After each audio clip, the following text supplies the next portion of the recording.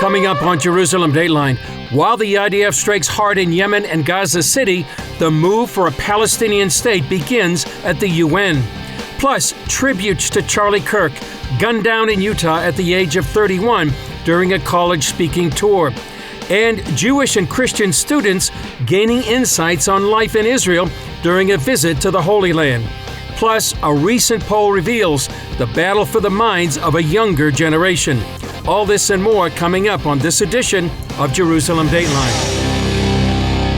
Hello and welcome to this edition of Jerusalem Dateline. I'm Chris Mitchell.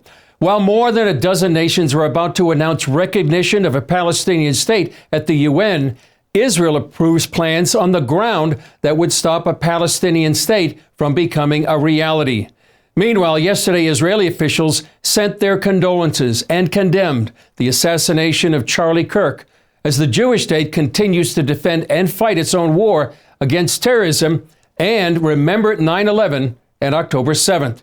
Here's the latest on all these and other stories. In a post on X, Israeli Prime Minister Benjamin Netanyahu said Charlie Kirk was murdered for speaking truth and defending freedom. A lion-hearted friend of Israel, he fought the lies and stood tall for Judeo-Christian civilization. I spoke to him only 2 weeks ago and invited him to Israel. Sadly, that visit will not take place. We lost an incredible human being. As Israel continues to take criticism for its targeted attack on Hamas leaders gathered in Qatar on the eve of the worst attack ever on American soil, Netanyahu on Wednesday compared America's response after 9/11 to Israel's October 7th reaction. What did America do in the wake of September 11th? It promised to hunt down the terrorists who committed this heinous crime wherever they may be. And it also passed a resolution in the Security Council of the UN 2 weeks later that said governments cannot give harbor to terrorists. Netanyahu said Israel's strike in Qatar followed that resolution. We acted along those lines. We went after the terrorist masterminds who committed the October 7th massacre. And we did so in Qatar, which gives safe haven. It harbors terrorists. It finances Hamas. It gives its terrorist chieftains sumptuous villas. It gives them everything. He said Israel did what America did when it killed al-Qaeda terrorists in Afghanistan and Osama bin Laden in Pakistan. And yet, various countries are condemning Israel. What did they do after America took out Osama bin Laden? Did they say, oh, what a terrible thing was done to Afghanistan or to Pakistan? No, they applauded. They should applaud Israel for standing up to these same principles and carrying them out. And I say to Qatar and all nations who harbor terrorists, you either expel them or you bring them to justice. Because if you don't, we will. National security expert Dr. Eyal Pinko of the Besa Center says even though Qatar is publicly condemning the attack, it's benefiting from the killing of Hamas leaders who were under the control of Iran. Qatar who really wants to have a ceasefire because of Trump administration pressure. So now it's amazing time. You can take out all Hamas leadership. This probably will accelerate the ceasefire agreement and bringing back the hostages. And they can replace immediately the Hamas leadership that will be 100% under their control without Iranian involvement. Meanwhile, the IDF struck military targets in Yemen belonging to the Houthi regime in response to recent missile and UAV attacks launched against Israel. And in Gaza, the IDF continues to warn civilians to leave Gaza City by recorded messages, text messages, and leaflets, giving directions and including a phone number to call if Hamas is blocking their exit. Julie Stahl, CBN News, Jerusalem.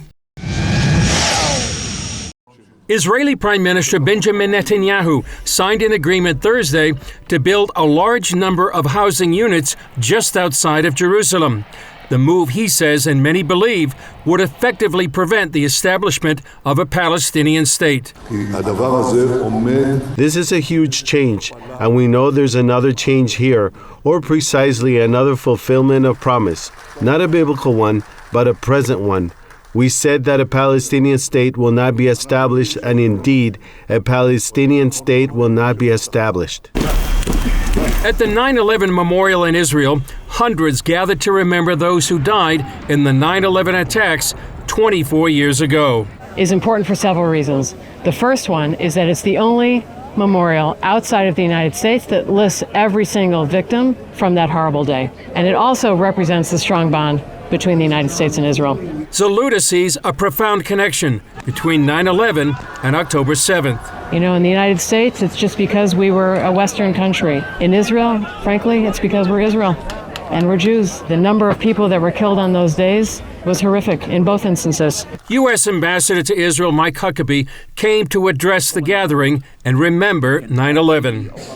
We never should forget what happened to America on 9/11. As surely as Israel will never forget October the 7th of the Holocaust, this was an attack on the United States, its sovereignty, its security. It was a shock to us. Huckabee also remembered Charlie Kirk.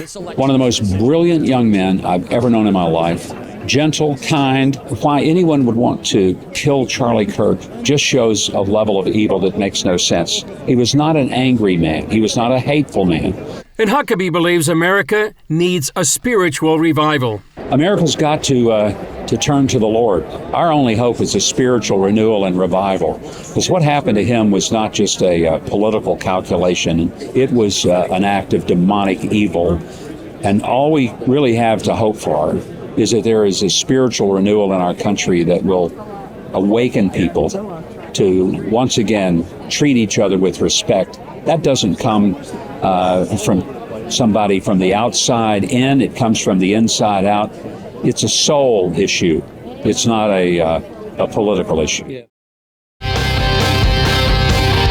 When we come back, from the Holy Land to college campuses, how students are preparing to defend their beliefs and stand for Israel. A group of American college students returned to campus this year, better prepared to counter any anti-Israel protests that might develop. That's because of how and where they spent their summer. Paul Petit brings us that story. Nicknamed the Student Intifada, the U.S. has witnessed numerous pro-Palestinian protests on college campuses since the October 7th terror attack on Israel.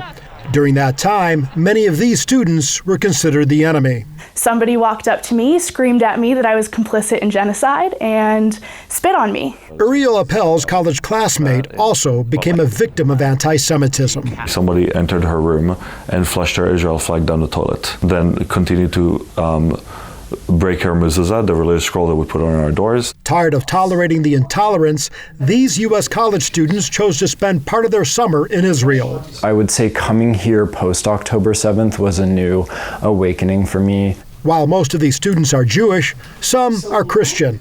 All came to be better equipped to battle anti-Israel rhetoric back home. Right now we have a group of speakers from across a few different organizations that are doing media training. This training is part of Hasbara Fellowship's student leadership mission.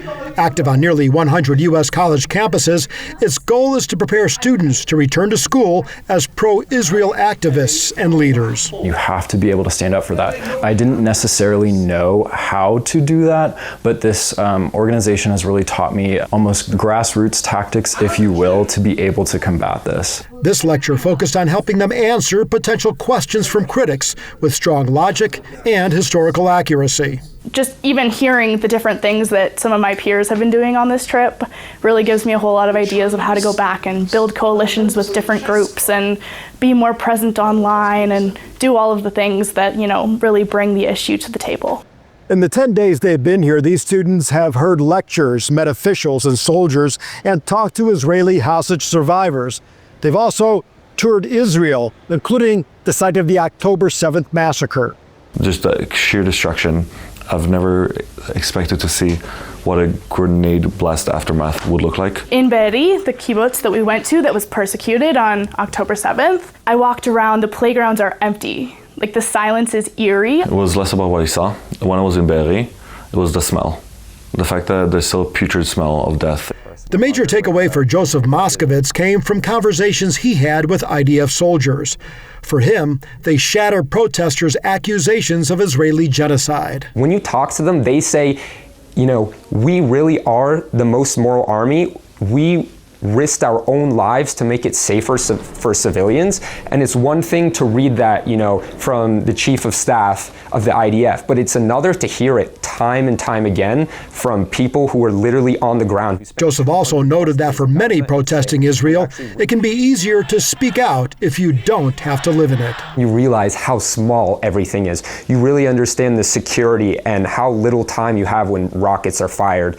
And even just if you've ever been here to experience a rocket, Americans, we have the privilege to never experience something like that. It's almost unthinkable to the American imagination to have to live under constant rocket fire. As these college students prepare to return for the new school year, they shared how experiencing Israel firsthand has prepared them to speak for truth and against anti-Semitism. And if they're able to say that I am able to have these conversations, I know what I'm talking about now, I feel that I can really say what I need to say, I feel that what we have done has been a success. Anti-Semitism has been around forever.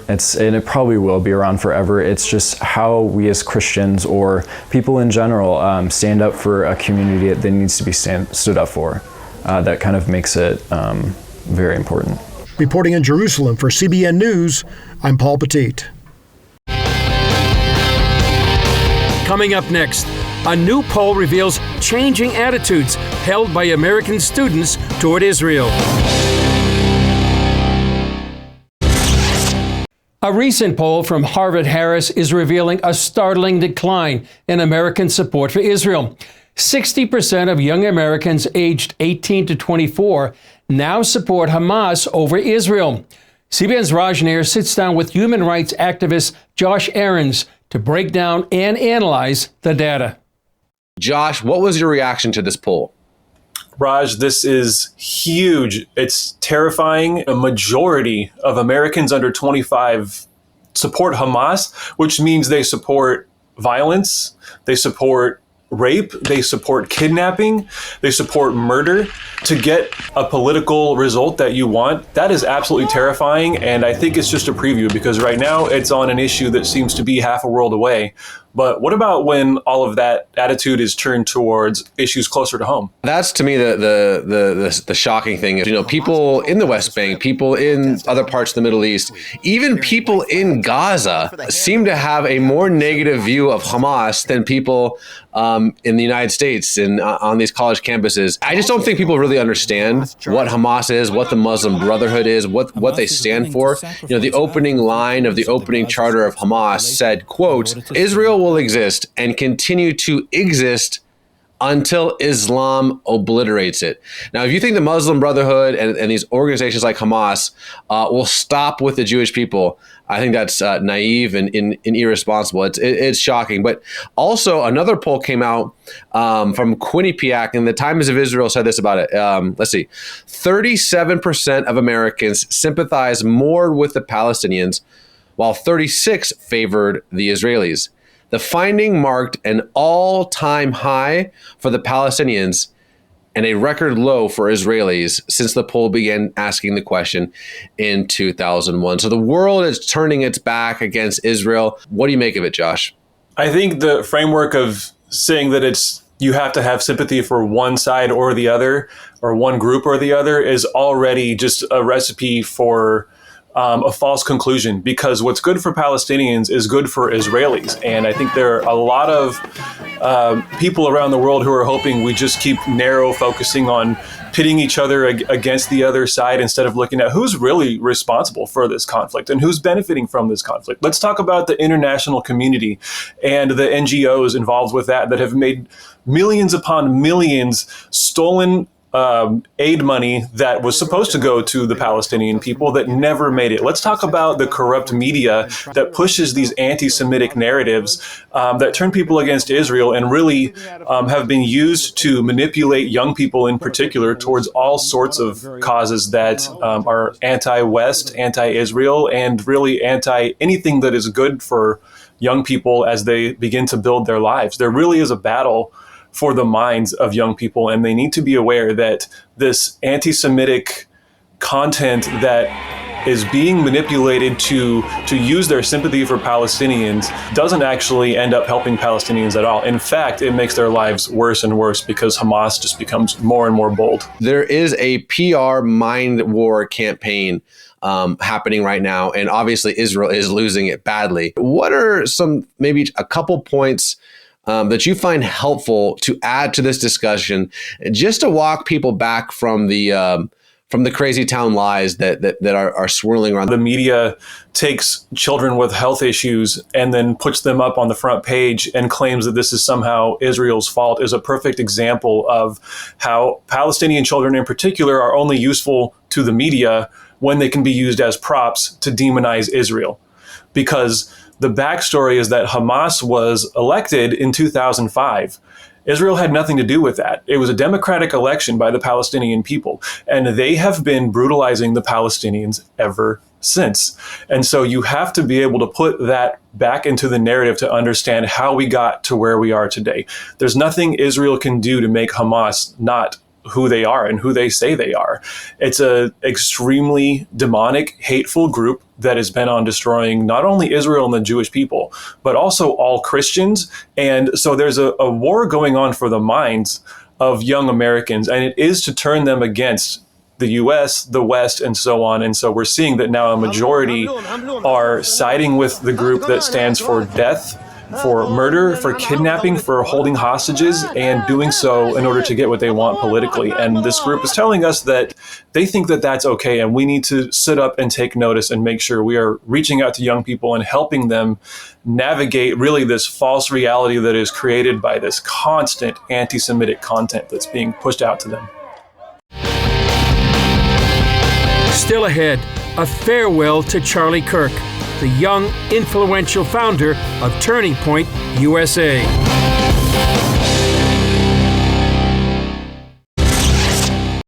Tributes are pouring in for Charlie Kirk, whose sudden passing shocked friends and leaders around the world. Among them, Israel's Prime Minister Benjamin Netanyahu, who called him a lion-hearted friend of Israel and praised his enduring fight for free speech. Here are some of those voices. He's a martyr for truth and freedom, and there's never been anyone who was so respected by youth. Charlie was also a man of deep, deep faith, and we take comfort in the knowledge that he is now at peace with God in heaven. Charlie was a friend. I knew him since he was probably 18 or 19. One of the most brilliant young men I've ever known in my life. Gentle, kind. Why anyone would want to kill Charlie Kirk just shows a level of evil that makes no sense. He was not an angry man. He was not a hateful man. He was gracious and loving, even to those who opposed everything he stood for. He grew up kind of air quote evangelical, right, in that evangelical household. But he ended up being kind of libertarian Christian, libertarian evangelical, if you will, to a degree. But then about 6 years ago, actually it was May of 2018, he went to Israel. He said, quote, "It changed my life." He went again a year later. And those two trips to Israel, literally, that's a quote from him. "It changed my life." You can see it. It's all over social media, and it's not AI, by the way.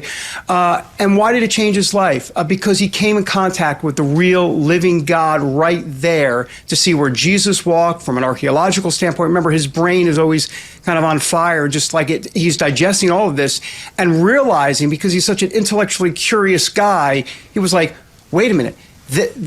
I knew it before from a kind of a book perspective, but now I'm seeing it and breathing it and living it and seeing it right in front of my eyes. He says it changed his life. This right there behind me is a mural in honor of Charlie Kirk. This could be the first mural in his honor in the world, and it's here in Israel. This is how much he meant to us, because he was a champion of the Judeo-Christian alliance. He was a staunch friend of Israel, and we will never forget those that stand for the truth. So we honor his memory, and from here, we vow to stand together for the truth, because we are under attack, not just in Israel, but globally. The truth is under attack. Let's stand together and let Charlie Kirk's legacy live on.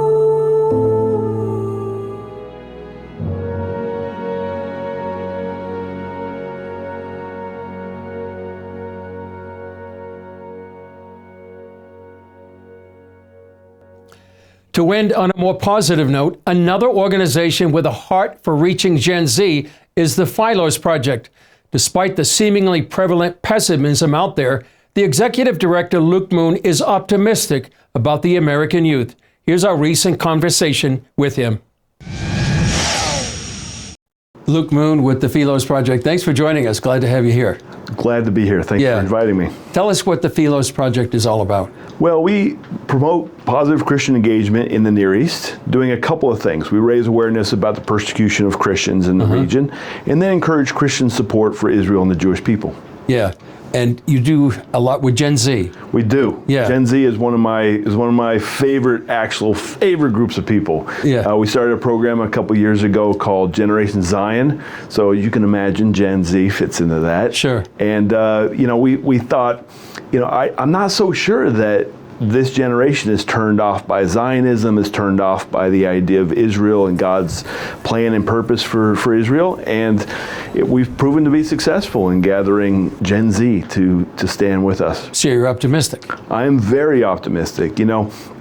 There's a lot of issues where, things like Gen Z wants to get married young, they want to have big families, they're looking for tradition. There's been a spike actually in the number of Gen Z going into more traditional churches like the Orthodox or Anglican or Catholic churches, but even joining very traditional churches. They're really hungry. I think what they're searching for is rootedness and tradition. And what better place on earth to find rootedness and tradition than here on Mount Zion? Yeah, goes back as 4,000 years. It does. Is there a battle going on right now over Israel? Oh my gosh, is there a battle on so many fronts? And I would say, the pessimism that's out there, I think is founded and is real. We are losing support on the right among certain voices are becoming very loud, but I'm not despairing because I'm seeing also such good fruit from the people that I'm bringing to this land, but also what I'm seeing out there. Like I said, particularly on Gen Z, you see them good on so many issues. Maybe they're not great on Israel, but they're largely uninformed. How important is this battle? I mean, what's at stake? Man, well, what's at stake is American support for Israel. I mean, we're seeing on the left that has almost, at this point, support for Israel on the left has almost evaporated. And then now we are seeing voices on the right, again, coming in, folks like Tucker Carlson or Candace Owen, but also some members of Congress on the Republican side, Marjorie Taylor Greene and Thomas Massie, are also beginning to kind of turn and become very vocal against Israel. And we have seen it over and over. When these nations begin to turn on Israel and the Jewish people, that's when they begin to decline. And I would hate to see that for America. So how do you combat this?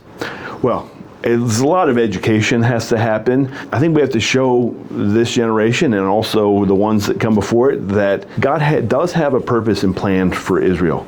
I do a lot of my make the case for Israel out of the New Testament. I began to really explore how does Jesus and Paul speak to the issues like the covenant and their purpose, and does that continue? And so helping explain and show this generation that it's right to support Israel and the Jewish people. It's biblical to support Israel and the Jewish people. And God has a special plan for the people in this land. And we should be excited to be a part of it. And helping to make a difference for the next generation is also CBN Israel by delivering food parcels for widows and single moms in Beersheba who lost their livelihood after the war with Iran. CBN Israel is in Beersheba, which is really hard hit by the war with Iran. Right now, we're doing a food distribution for single moms and widows who live on the periphery. The name of our organization is Streams in the Desert, and we do a lot of work with CBN, specifically with single moms. Because of everything our families just went through, CBN have brought food parcels for them.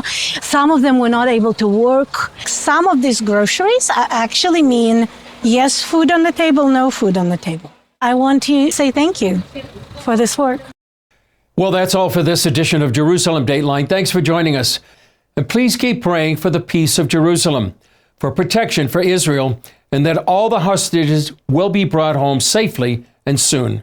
we would like to leave you with some scripture from Psalm 46, verse 1. God is our refuge and strength, an ever-present help in trouble. Encouraging words. I'm Chris Mitchell. For all of us here at the Jerusalem Bureau, we'll see you next time on Jerusalem Dateline.